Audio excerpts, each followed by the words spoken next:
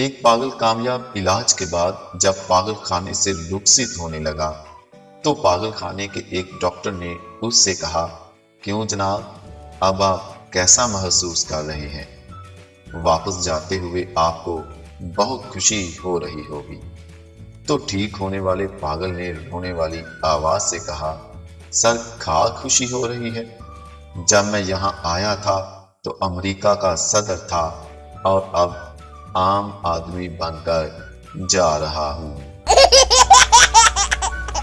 लड़का लड़की से, जानू, अपने प्यार के बारे में किसी को मत बताना। लड़की बोली, मैं तुम्हारी बहन को तो जरूर बताऊंगी, क्योंकि वो कमीनी मुझे कहती थी कि कोई कुत्ता ही होगा जो तुमसे प्यार करेगा।